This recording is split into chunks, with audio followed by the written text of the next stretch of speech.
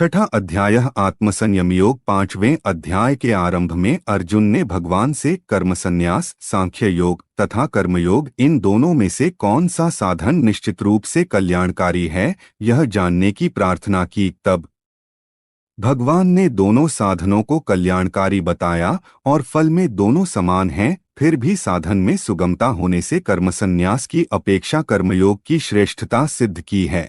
बाद में उन दोनों साधनों का स्वरूप, उनकी विधि और उनका फल अच्छी तरह से समझाया। इसके उपरांत उन दोनों के लिए अति उपयोगी और मुख्य उपाय समझकर संक्षेप में ध्यान योग का भी वर्णन किया।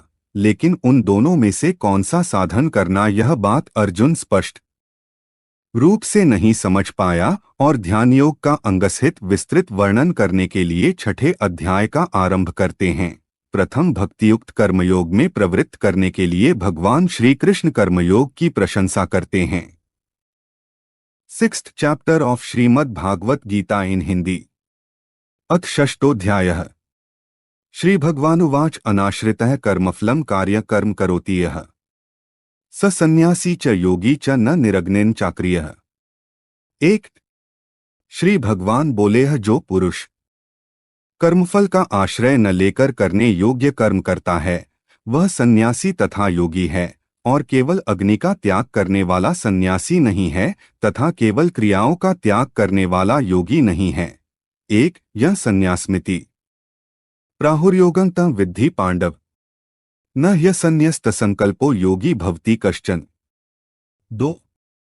हे अर्जुन, जिसको सन्यास ऐसा कहते हैं उसी को तू योग जान, क्योंकि संकल्पों का त्याग न करने वाला कोई भी पुरुष योगी नहीं होता। 2। आरुरुक्षोर्मुनेर्योगं कर्म कारण मुच्यते, योगारूढ़स्य तस्यैव शमः कारण मुच्यते। 3। योग में आरूढ़ होने की इच्छा वाले मननशील पुरुष के लिए योग की प्राप्ति में निष्काम भाव से कर्म करना ही हेतु कहा जाता है, और योगारूढ़ हो जाने पर उस योगारूढ़ पुरुष का जो सर्वसंकल्पों का अभाव है वही कल्याण में हेतु कहा जाता है। 3। यदा हि नेन्द्रियार्थेषु न कर्मस्वनुषज्यते, सर्वसंकल्प सन्यासी योगारूढ़स्तदोच्यते। 4। जिस काल में न तो इंद्रियों के भोगों में और न कर्मों में ही आसक्त होता है, उस काल में सर्वसंकल्पों का त्यागी पुरुष योगारूढ़ कहा जाता है। 4। उद्धरेदात्मनात्मानं नात्मानमवसाद्ये, आत्मैव ह्यात्मनो बंधुरात्मैव रिपुरात्मनः। 5। अपने द्वारा अपना संसार समुद्र से उद्धार करें और अपने को डोट अधोगति में न डालें, क्योंकि यह मनुष्य आप ही तो अपना मित्र है और आप ही अपना शत्रु है। 5। बंधुरात्मात्मनस्तस्य येनात्मैवात्मना जितः, अनात्मनस्तु शत्रुत्वे वर्तेतात्मैव शत्रुवत्। 6। जिस जीवात्मा द्वारा मन और इंद्रियों सहित शरीर जीता हुआ है, उस जीवात्मा का तो वह आप ही मित्र है, और जिसके द्वारा मन तथा इंद्रियों सहित शरीर नहीं जीता गया है, उसके लिए वह आप ही शत्रु के सदृश शत्रुता में बरतता है। 6। जितात्मनः प्रशांतस्य परमात्मा समाहितः, शीतोष्ण सुख दुःखेषु तथा मानापमानयोः। 7।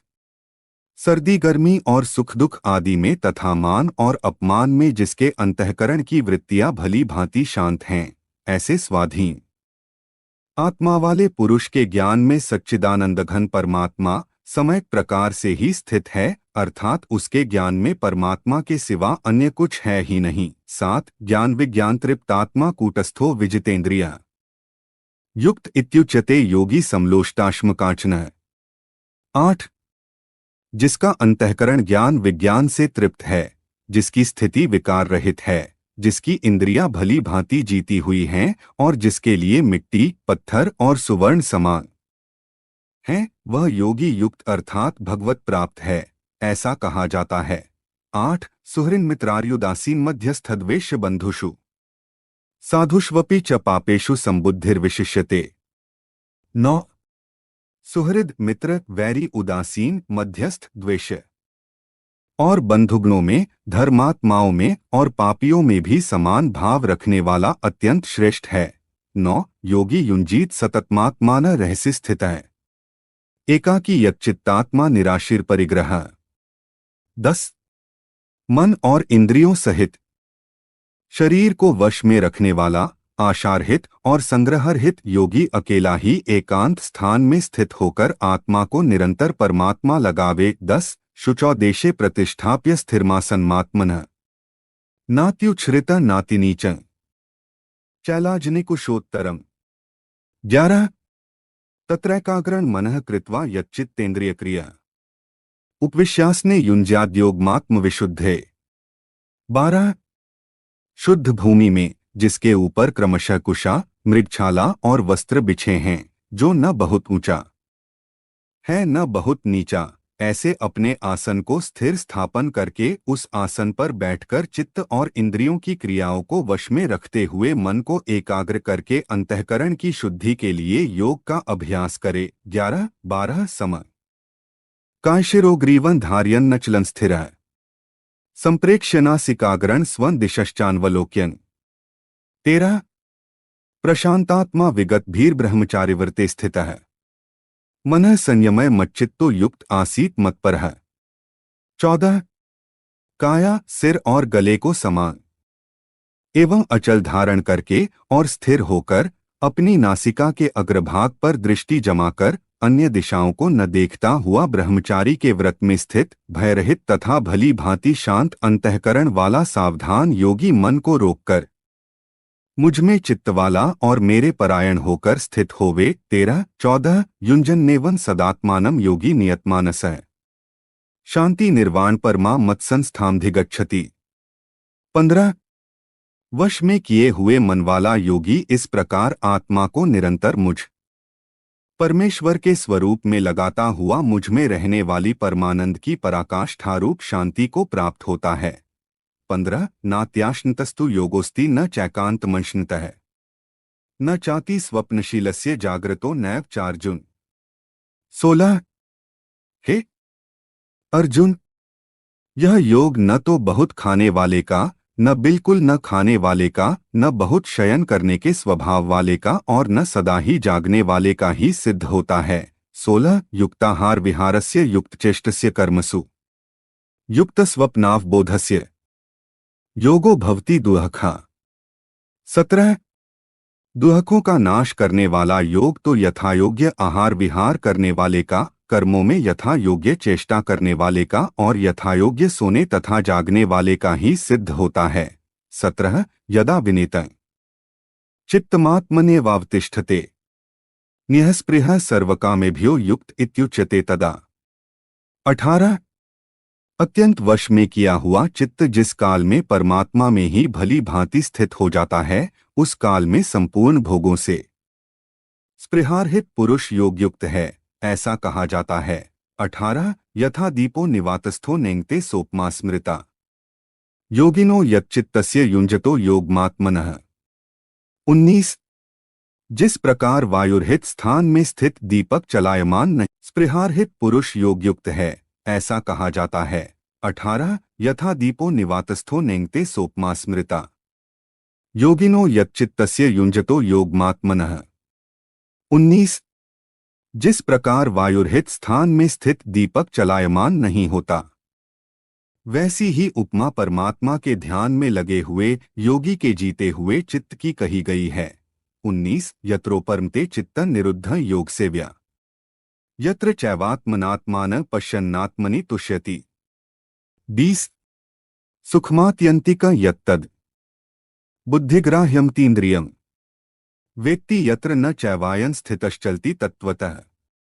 21 यह लब्ध्वा चापर लाभम मन्यते नाधिकंततः यस्मिन् स्थितो न दुहखेन गुरुणापि विचाल्यते।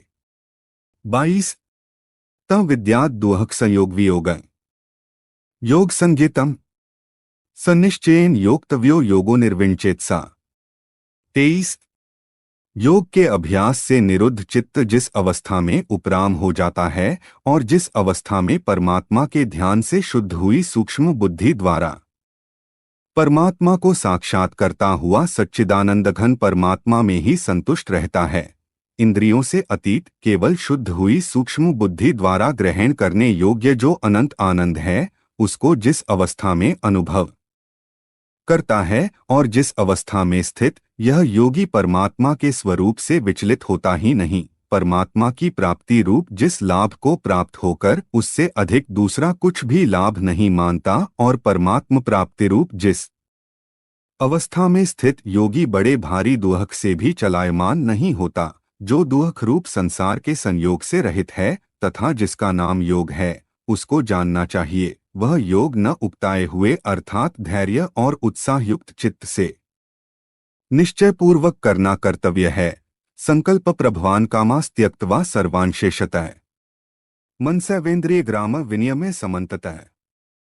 24 शनैः शनैरुपरमेत् बुद्धया धृतिगृहीत्या आत्मसंस्था मनः कृत्वा न किंचिदपि चिंतयेत्। 25 संकल्प से उत्पन्न होने वाली संपूर्ण कामनाओं को निःशेष रूप से त्याग कर और मन के द्वारा इंद्रियों के समुदाय को सभी ओर से भली भांति रोककर क्रमक्रम से अभ्यास करता हुआ उपरति को प्राप्त हो तथा धैर्ययुक्त बुद्धि के द्वारा मन को परमात्मा में स्थित करके परमात्मा के सिवा और कुछ भी चिंतन न करे। 24-25 यतो यतो निश्चरति मनश्चंचलमस्थिरम् ततस्ततो नियमैतदात्मन्येव वशन्नये। 26 यह स्थिर न रहने वाला और चंचल मन जिस जिस शब्दादि विषय के निमित्त से संसार में विचरता है उस विषय से रोककर यानी हटाकर इसे बार बार परमात्मा में ही निरुद्ध करे। प्रशांत मनसा ह्येनं योगिनः सुखमुत्तमम् उपैति शांतर्जसं ब्रह्मभूतम कल्मषम्।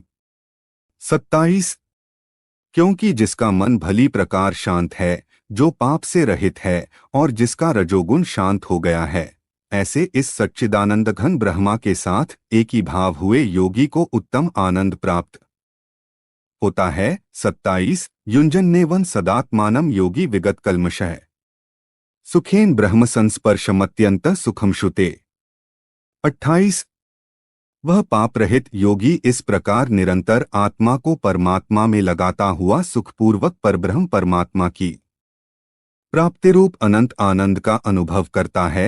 28 सर्वभूतस्थमात्मानं सर्वभूतानि चात्मनि ईक्षते योगयुक्तात्मा सर्वत्र समदर्शनः। 29 सर्वव्यापी अनंत चेतन में एक ही भाव से स्थिति रूप योग से युक्त आत्मा वाला तथा सब में संभाव से देखने वाला योगी आत्मा को संपूर्ण भूतों में स्थित और संपूर्ण भूतों को आत्मा में कल्पित देखता है। 29 यो मां पश्यति सर्वत्र सर्वं च मयि पश्यति तस्याह न प्रणश्यामि स च मेन प्रणश्यति। 30 जो पुरुष संपूर्ण भूतों में सबके आत्मरूप मुझ वासुदेव को ही व्यापक देखता है और संपूर्ण भूतों को मुझ वासुदेव के अंतर्गत देखता है, उसके लिए मैं अदृश्य नहीं होता और वह मेरे लिए अदृश्य नहीं होता। 30 सर्वभूत स्थितं यो मां भजत्येकत्वमास्थितः सर्वथा वर्तमानोपि स योगी मयि वर्तते। 31 जो पुरुष एक ही भाव में स्थित होकर संपूर्ण भूतों में आत्मरूप से स्थित मुझ सच्चिदानंद घन वासुदेव को डोट भजता है, वह योगी सब प्रकार से बरतता हुआ भी मुझ में ही बरतता है। 31 आत्मोपमेन सर्वत्र समं पश्यति योर्जुन सुखं वा यदि वा दुःखं स योगी परमो मतः। 32 हे अर्जुन, जो योगी अपनी भांति संपूर्ण भूतों में सम देखता है और सुख अथवा दुःख को भी सब में सम देखता है, वह योगी परम श्रेष्ठ माना गया है। 32 अर्जुन उवाच योऽयं योगस्त्वया प्रोक्तः सामेन मधुसूदन एतस्याहं पश्यामि चंचलत्वात् स्थिति स्थिरां। 33 अर्जुन बोले, हे मधुसूदन, जो यह योग आपने संभाव से कहा है, मन के चंचल होने से मैं इसकी नित्य स्थिति को नहीं देखता हूँ। 33 चंचल ही मनः कृष्ण प्रमाथि बलवत् दृढ़म् तस्याह निग्रहे मन्ये वायोरिव सुदुष्करम्।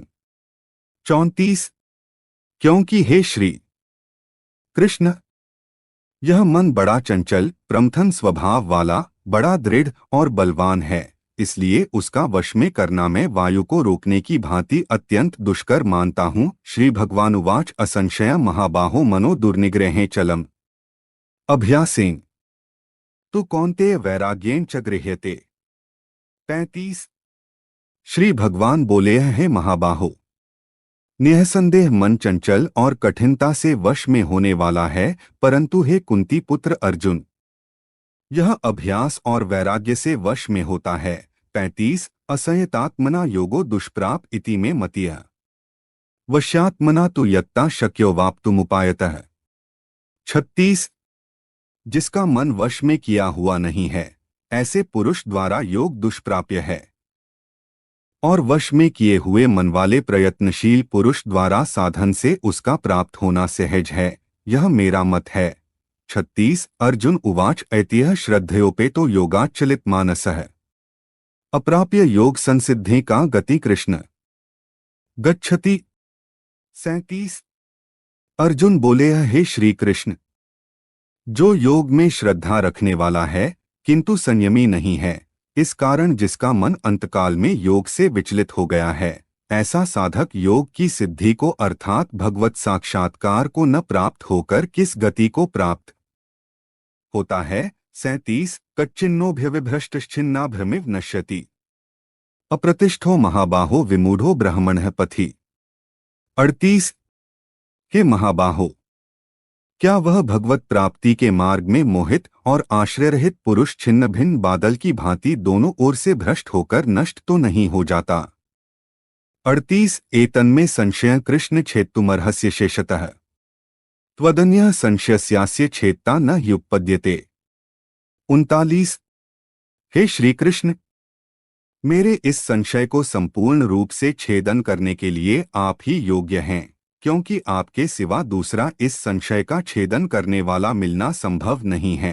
39। श्री भगवान उवाच पार्थ नैवेह नामुत्र विनाशस्तस्य विद्यते न हि कल्याणकृत कश्चित दुर्गति तात गच्छति। 40। श्रीमान भगवान बोले, हे पार्थ, उस पुरुष का न तो इस लोक में नाश होता है और न परलोक में ही, क्योंकि हे प्यारे, आत्मोद्धार के लिए अर्थात भगवत प्राप्ति के लिए कर्म करने वाला कोई भी मनुष्य दुर्गति को प्राप्त नहीं होता। 40। प्राप्य पुण्यकृता लोकानुषित्वा शाश्वतीयः समाह शुचिना श्रीमता गेहे योगभ्रष्टोऽभिजायते। 41। योगभ्रष्ट पुरुष पुण्यवानों लोकों को अर्थात स्वर्गादि उत्तम लोकों को प्राप्त होकर उनमें बहुत वर्षों तक निवास करके फिर शुद्ध आचरण वाले श्रीमान पुरुषों के घर में जन्म लेता है। 41। अथवा योगिनामेव कुले भवति धीनता एतद्धि दुर्लभतरम लोके जन्म यदीदृशम।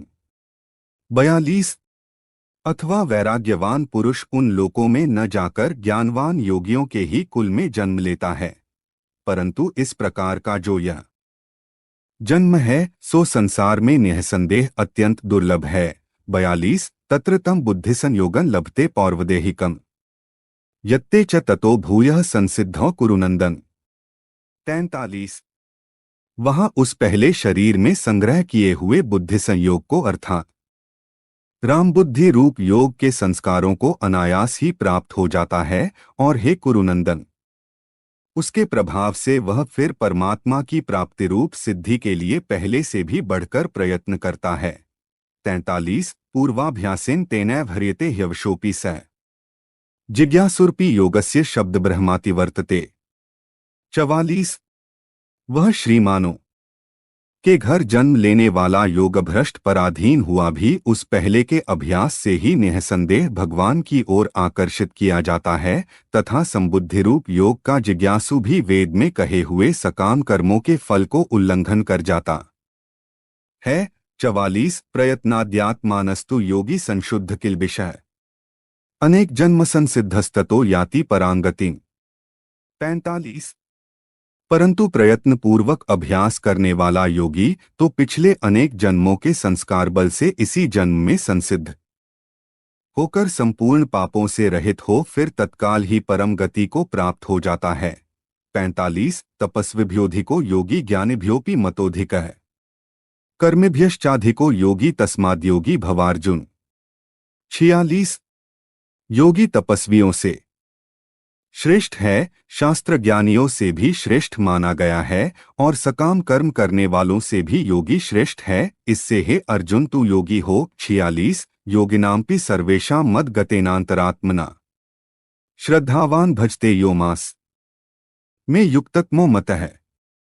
47 संपूर्ण योगियों में भी जो श्रद्धावान योगी मुझ में लगे हुए अंतरात्मा से मुझको निरंतर भजता है, वह योगी मुझे परम श्रेष्ठ मान्य है। 47 तत्सदिति श्रीमद् भगवद गीता सूपनिषत्सु ब्रह्म विद्याया योग शास्त्रे श्रीकृष्णार्जुन संवादे आत्मसंयमयोगो नाम षष्ठोध्यायः 6। इस प्रकार उपनिषद, ब्रह्म विद्या तथा योग शास्त्र रूप श्रीमद् भगवद गीता के श्री कृष्ण अर्जुन संवाद में आत्मसंयम योग नामक छठा अध्याय संपूर्ण हुआ।